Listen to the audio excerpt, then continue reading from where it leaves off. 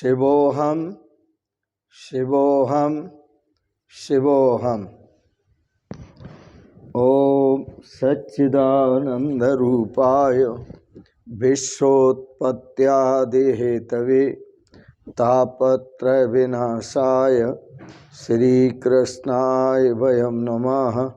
श्रीकृष्णाय वयं नमः। ॐ अखण्डानन्दबोधाय शिष्यसन्तापहारिणे सच्चिदानन्दरूपाय तस्मै श्री गुरवे नमः। तस्मै श्री गुरवे नमः। पूर्व प्रसंग में आप श्रवण कर रहे थे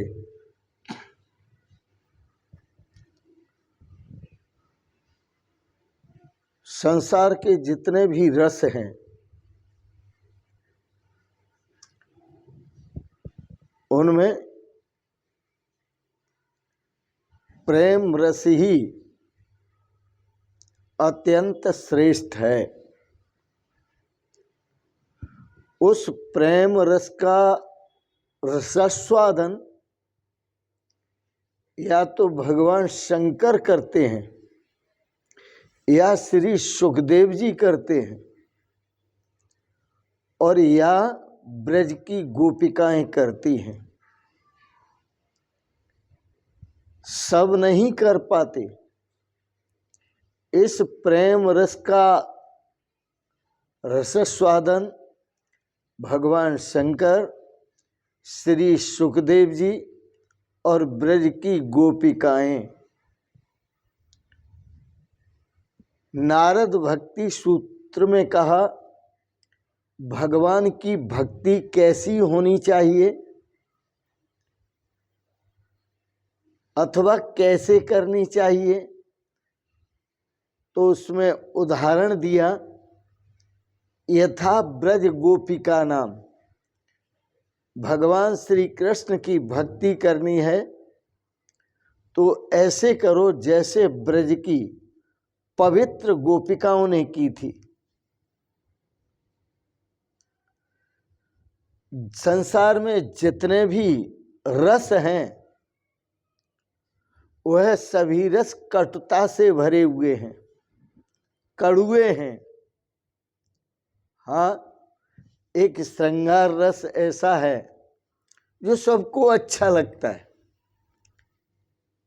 और बहुत अच्छा लगता है, लेकिन यह श्रृंगार रस प्रारंभ में बहुत मीठा है परंतु यह परिणाम में बहुत कड़ुआ है। अन्य संसार के किसी रस में भी मिठास नहीं है। केवल प्रेम रस ही एक ऐसा है जिस रस में मधुरता है, मिठास है और मिठास की सौंदर्यता है।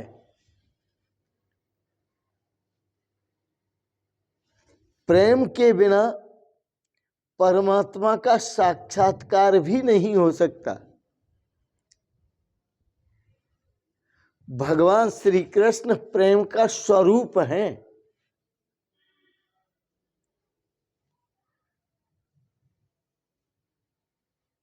वह लौकिक रस स्वरूप नहीं है, अलौकिक रस स्वरूप है और सरस हैं और उस अलौकिक रस का ही वह दान करते हैं। प्रेम रस में न तो वासना होती है और न विषमता होती है।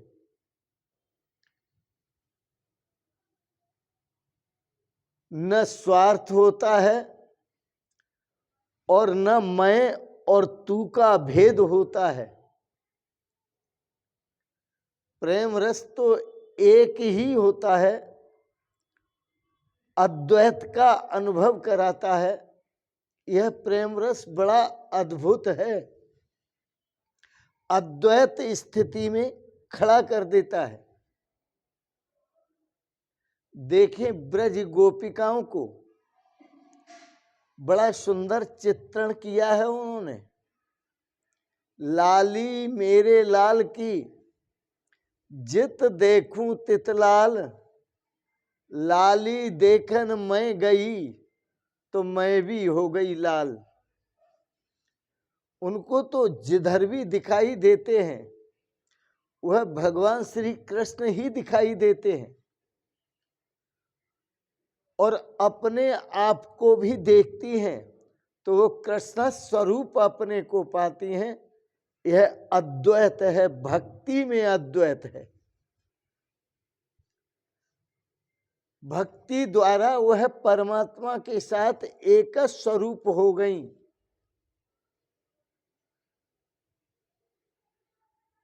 वह गोपिकाएं जब भगवान कृष्ण को ढूंढने गईं तो कृष्ण स्वरूप हो गईं। भगवान कृष्ण के समक्ष जाने पर मैं और तू समाप्त हो जाता है, मेरा और तेरापन भी समाप्त हो जाता है। न मैं और तू रहता है, न मेरापन और तेरापन रहता है। कितना सुंदर है। भगवान से सदा प्रार्थना करो कि हे भगवान, आप हमारा मन अपनी तरफ खींच लो। भगवान श्री कृष्ण के प्रेम में जब हृदय लीन होता है तो वह आनंद का सरोवर बन जाता है। आंखों से अश्रुधारा बहती है, क्योंकि उस अवस्था में ब्रह्म संबंध हो जाता है, प्रेम संबंध हो जाता है। सभी कुछ उस अवस्था में ब्रह्म ही ब्रह्म हो जाता है। जो साधक कृष्ण को जानता है वो कृष्ण ही हो जाता है। जो साधक राम को जान लेता है वो राम ही हो जाता है। जो साधक ब्रह्म को जान लेता है वो ब्रह्म ही हो जाता है। वेद ऐसा ही निर्देश देते हैं, ब्रह्म वेद ब्रह्मई भवति। जो ब्रह्म को जान लेता है वो ब्रह्म ही हो जाता है। पर ब्रह्म संबंध निरंतर बनाए रखना, सतत बनाए रखना बड़ा सावधानी का काम है। क्योंकि जिसको ब्रह्म संबंध हो जाता है उसके सामने रिद्धियां सिद्धियां सब आती हैं। यदि उसका ब्रह्म संबंध बना रहता है तो वह रिद्धियों सिद्धियों माया में सदा विच्छेद रखता है, माया का सदा विच्छेद रखता है। माया से रिद्धियों से सिद्धियों से दूर रहता है और उसका ब्रह्म संबंध बना रहता है। माया से विच्छेद होता है और ब्रह्म में संबंध स्थापित रहता है। तो ऐसी कथा श्री कृष्ण भगवान की है कि यह 7 दिन में ही मुक्ति दिलाती है। 7 दिन में ब्रह्म संबंध कराती है। और जब ब्रह्म संबंध होता है तो श्रोता ब्रह्म स्वरूप हो जाता है। ब्रह्म संबंध सतत निरंतर बनाए रखना।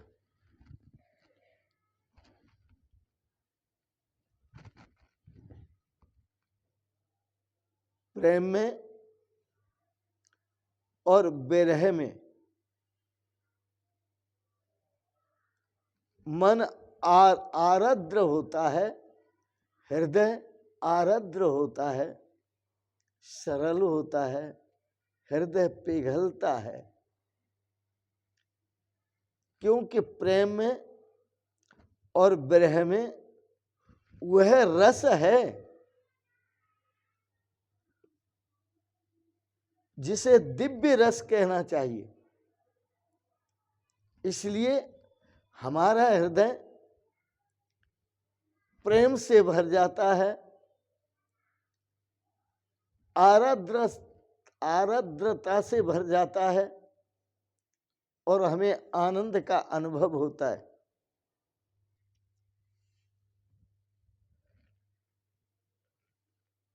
भगवान श्री कृष्ण की जो कथा है वो सभी जीवों को आनंद देने वाली है, इसलिए सभी जीवों को आकर्षित करती है।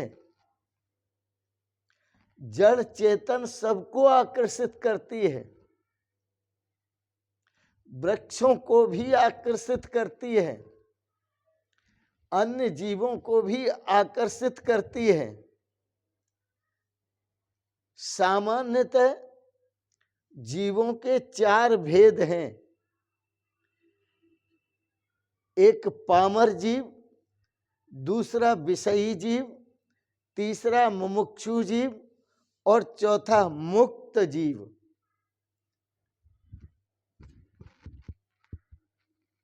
पर यहाँ प्रयत्न के लिए जो मुमुक्षु है उसकी चर्चा करते हैं, क्योंकि पामर जीव जो हैं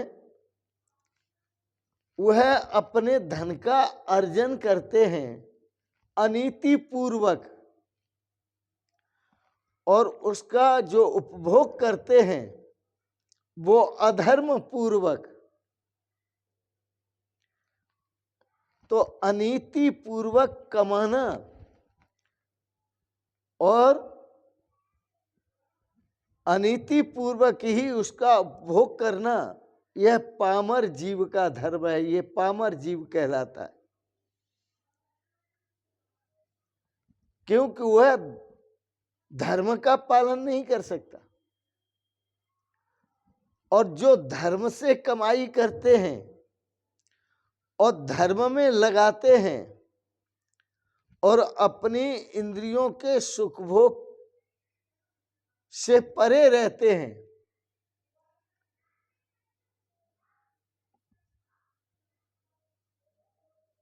जो अपनी इंद्रियों के सुख भोग को भोगते हैं, धर्म से कमाई करते हैं, परंतु इंद्रियों के सुख भोग में उसको भोगते हैं, उस कमाई को, वह जीव विषयी जीव है।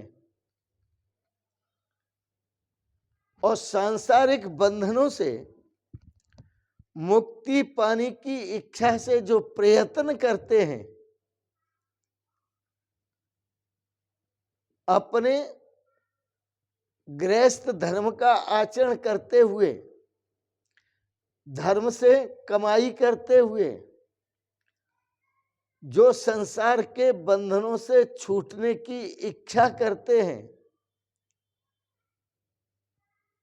कनक और कांता से मुक्ति की इच्छा करते हैं, तो मुक्ति की इच्छा करने वाले या मुक्ति की इच्छा रखने वाले जीवों को मुमुक्षु जीव कहते हैं। मुमुक्षु मोक्ष तुम इच्छु मुमुक्षु, जो मोक्ष की इच्छा रखते हैं। संसार में जो त्याज्य है वह क्या है? जगतगुरु शंकराचार्य ने कहा त्याज्यम किम एकम। संसार में त्याग करने योग्य क्या है? तो जगतगुरु शंकराचार्य कहते हैं कनकम च कांता। एक तो कनक और एक कांता। वैसे कनक सोने को कहते हैं और कांता सुंदरी को कहते हैं। यह कनक और कांता दोनों ही त्याज्य हैं।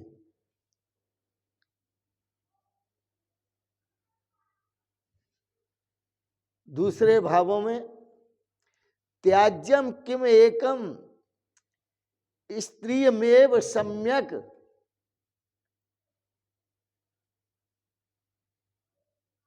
तो यह कांता और कनक दोनों ही त्याज्य हैं। श्री महाप्रभु जी तो कहते हैं कि श्रीमद् भागवत की जो कथा है, कृष्ण कथा, वह जैसे कैसे भी लोग हैं सबके लिए है, चाहे वो तमोगुणी है, चाहे वो रजोगुणी है, चाहे वो सतोगुणी है, क्योंकि भगवान श्री कृष्ण की कथा लीला श्रवण करने से, देखने से सबको आनंद आता है, सबका हृदय प्रफुल्लित होता है, सबको आनंद आता है। यह 10वें स्कंद के, इसलिए महाप्रभु ने 3 विभाग लिखे हैं, 3 विभागों में वर्णन किया है। सात्विक प्रकरण, राजसिक प्रकरण और तामसिक प्रकरण, 3 प्रकरण बना दिए। सात्विक प्रकरण सात्विक प्रवृत्ति वालों को अच्छा लगता है, राजसिक प्रकरण राजसी प्रवृत्ति वालों को अच्छा लगता है, तामसिक प्रकरण तामसी प्रवृत्ति वालों को अच्छा लगता है, और यह तीनों ही प्रकार के भगवत तत्व को प्राप्त होते हैं, चाहे रजोगुण में हो, चाहे सतोगुण में हो और चाहे तमोगुण में हो। सिर्फ एक होना चाहिए कि मन प्रभु में लीन होना चाहिए। ऐसा भाव महाप्रभु ने प्रकट किया। श्री कृष्ण कथा सभी के लिए उपयोगी है, सभी को आनंद देने वाली है। इसका कारण सिर्फ एक है कि भगवान श्री कृष्ण भोगियों में महान भोगी हैं और योगियों में महान योगी हैं। भोगियों में महान भोगी हैं अर्थात 16,108 रानियां जिसके पास हो, उसमें 108 पटरानियां और 16,000 रानियां, इनसे बड़ा भोगी और कौन होगा। तो इसलिए भोगियों को भी बड़ा आनंद आता है भगवान श्री कृष्ण की कथा में, और वो योगियों में महान योगी हैं, इसलिए भगवान शंकर महान योगी को बड़ा आनंद आता है कृष्ण कथा में। श्री सुखदेव जी महान योगी हैं, उनको भी भगवान श्री कृष्ण की कथा में बड़ा आनंद आता है, क्योंकि भगवान श्री कृष्ण भी महान योगी हैं। भगवान श्री कृष्ण गृहस्थ आश्रम में रहकर और संन्यास्त आश्रम में रहकर दोनों का मार्गदर्शन किया। गृहस्थ में भी आप आनंदमय जीवन जी सकते हैं और संन्यास में भी आप आनंदमय जीवन जी सकते हैं। दुखी कौन करता है? फिर गृहस्थ दुखी नहीं करता, परंतु गृहस्थ की जो आसक्ति है वह दुखी करती है। संन्यास भी दुखी नहीं करता, संन्यास की भी जो आसक्ति है वो दुखी करती है। आसक्ति का मतलब गृहस्थ आश्रमी को भी अहंकार नहीं होना चाहिए और सन्यासी को भी सन्यासी होने का अहंकार नहीं होना चाहिए। इसीलिए भगवान श्री कृष्ण व्यास पूजा में सर्व अग्रगण्य हैं। व्यास पूजा में उनका सबसे पहले स्थान आता है। भगवान श्री कृष्ण की कथा बड़ी दिव्य है। सभी को बड़ी आनंददायक है। पति पत्नी को चाहिए कि वह एक दूसरे में प्रेम तो करें लेकिन आसक्ति न करें। ये बड़ा रहस्य है। प्रेम करना आनंद का अनुभव करना है और आसक्ति करना दुख का अनुभव करना है। जहाँ आसक्ति होती है वहाँ प्रेम नहीं होता, जहाँ प्रेम होता है वहाँ आसक्ति नहीं होती।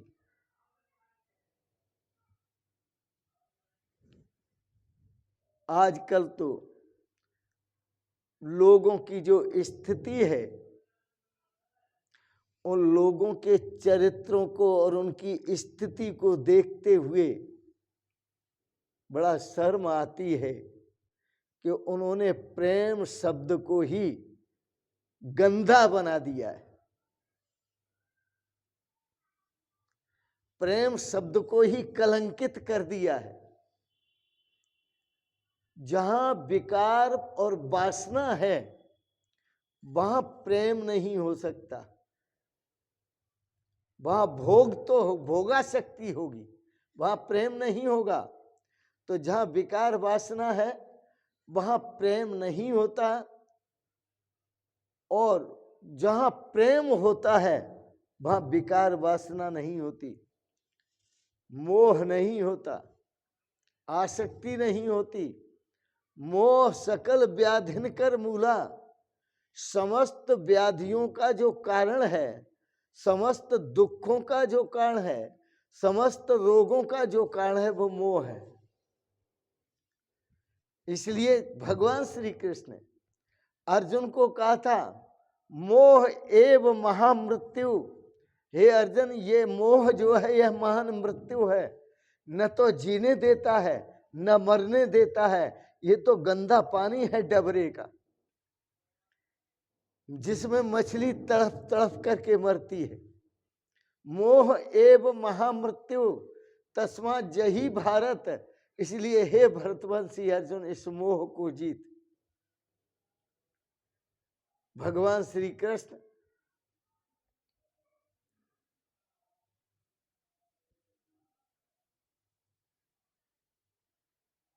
श्री बैकुंठ धाम का गमन करने से पहले का वर्णन श्री सुखदेव जी करते हैं कि उनकी आयु 125 वर्ष की थी, लेकिन सिर का कोई बाल सफेद नहीं हुआ, एक दांत भी उनका गिरा नहीं। वह परम योगेश्वर है। योगिनाम अपि योगेश्वर, योगियों के भी महान योगेश्वर हैं। ये सच्चे योगी का लक्षण है।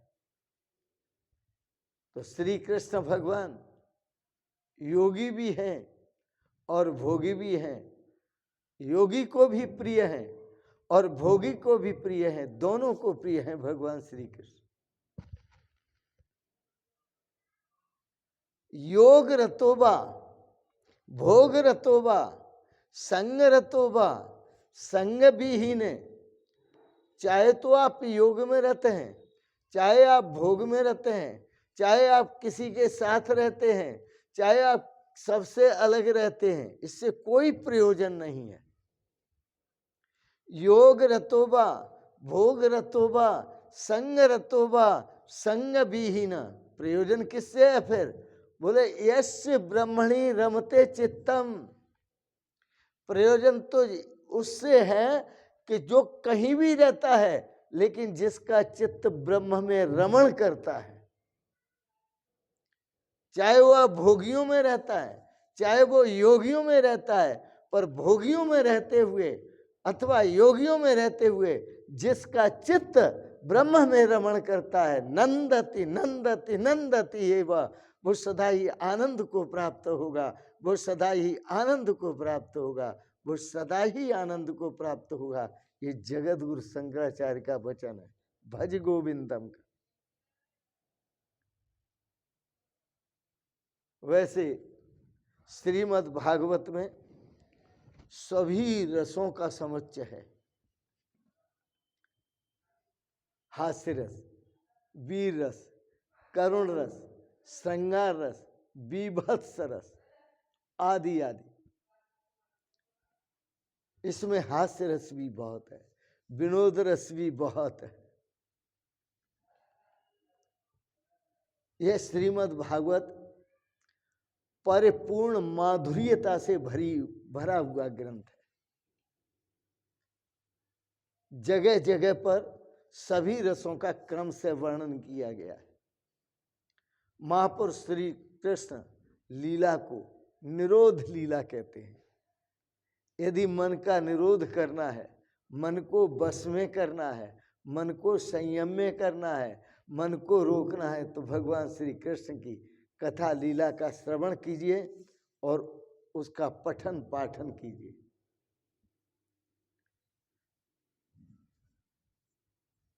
महापुरुष इस भगवान श्री कृष्ण की लीला को निरोध लीला कहते हैं। इसमें मन का निरोध होता है। आपको पूर्व प्रसंग में बताया, मन को मुक्ति मिलती है। मन को मुक्ति मिलती है, आत्मा को नहीं। आत्मा तो सदा मुक्त है। मन को मुक्ति मिलती है। न तो मन पूर्ण चेतन है, न मन की जो स्थिति है बड़ी विचित्र है। न तो मन पूर्णतः चेतन है और न पूर्णतः जड़ है। न इस मन को जड़ ही कह सकते हैं, न चेतन पूर्णतः चेतन कह सकते हैं। क्यों? आप इसको जड़ कहो तो ये पता नहीं कब कब कहाँ कितनी जल्दी पहुंच जाता है। अभी बम्बई होगा, फिर कलकत्ता होगा, फिर अमृतसर पहुंचेगा, दिल्ली आ जाएगा, वृंदावन आ जाए, कहाँ कहाँ भागता है। यदि जड़ है तो जड़ में तो इतनी तेजी नहीं होती है, तो बहुत जल्दी भागता है। और यदि इसे चेतन का हो तो फिर इसे अपने स्वरूप का बोध नहीं है कि मैं चेतन हूं, क्योंकि ये जड़ की तरह है, इसमें ज्ञान नहीं है। तो ये अर्ध चेतन है और अर्ध जड़ है। परीक्षित राजा के मन को सांसारिक विषयों से अनायास हटाकर, अचानक हटाकर और भगवान श्री कृष्ण के प्रेम रस में उसे युक्त करके उसे मुक्ति दिलाना, ये सुखदेव जी का लक्ष्य है। और यही लक्ष्य इस 10वें स्कंद की कथा का है। इस 10वें स्कंद का भी यही लक्ष्य है कि शीघ्र से शीघ्र राजा परीक्षित को मुक्ति दिलाई जाए। यह 10वां स्कंद तो भगवान श्री कृष्ण का हृदय है। हृदय क्यों? कि इसमें भगवान श्री कृष्ण की संपूर्ण लीलाओं का वर्णन है। जिन लीलाओं को श्रवण कर, जिन लीलाओं को देखकर समझकर अनेकों प्रेम में पागल हो गए और अनेकों को इन लीलाओं ने प्रेम में पागल बना दिया। और उन पागलों से कहो, भैया तुम इतने पागल क्यों हो रहे हो, इस पागलपन को छोड़ो। तो वो उनको कहते हैं, अरे इन बिगड़े दिमागों में भरे खुशियों के लक्ष्य हैं, हमें पागल ही रहने दो, हम पागल ही अच्छे हैं। सनातन स्वामी एक राजा के महामंत्री थे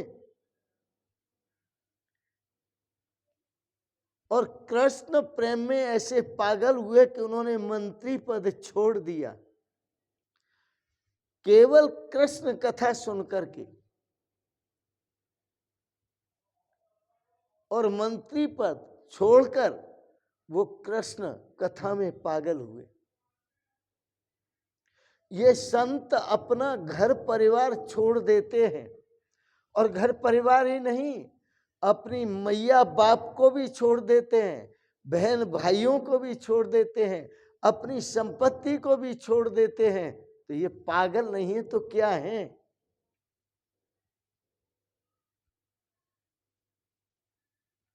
और ये संत जब पागल हैं और पागल होकर भगवान के पीछे दौड़ते हैं, उस परमात्मा के पीछे दौड़ते हैं, तो इन पागलों के पीछे परमात्मा दौड़ता है।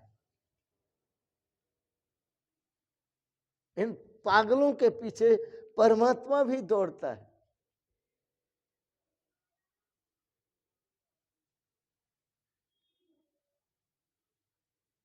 संत दुलरुआ राम के जित चाहे तित जाए।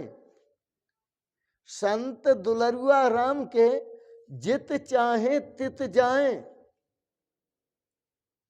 पीछे पीछे हर फिरे, पीछे पीछे हर फिरे, कहीं भूखे ना रह जाएं। ये संत भगवान के मेहमान, भगवान पीछे पीछे उनके लिए प्रसादी लेकर के फिरते हैं कि मेरे लाडले लाल कहीं भूखे न रह जाएं। इस प्रकार से जो कृष्ण कथा है, इसमें आप अपने मन को लगाएं और अपने जीवन का श्रेय और सौभाग्य प्राप्त करें। इसी में श्रेय है, इसी में आनंद है, इसी में शाश्वत सुख है, इसी में शाश्वत शांति है, और इसी में शाश्वत प्रेम है, शाश्वत आनंद है। आनंद लीजिए जीवन का। तो आनंद लेना है तो कृष्ण प्रेम में आनंद है। संसार में कोई आनंद नहीं है। संसार तो दुखालयम शाश्वतम, ये दुख का घर है। और भगवान के जो चरण शरण है, भगवान की जो चरण शरण है, वह आनंद का घर है, प्रेम का घर है, सुख का भंडार है, शांति का भंडार है, आनंद का भंडार है। आनंद लेना है। आइए बड़े प्रेम से श्रीमद् भागवत का श्रवण करते हुए आनंद लीजिए। इन शब्दों के साथ साथ आप सबके प्रति भगवान से अनंत कोटि मंगलमयी शुभ कामनाएं करता हूँ। भगवान आपको सपरिवार सदा स्वस्थ और सुखी रखें। आपको बहुत बहुत शुभकामनाएं, बहुत बहुत आशीर्वाद। और मेरे आपको सभी भाई बहनों को, सभी श्रोताओं को, सभी देशवासियों को बहुत बहुत प्रणाम प्रणाम प्रणाम। शिवोहम शिवोहम शिवोहम।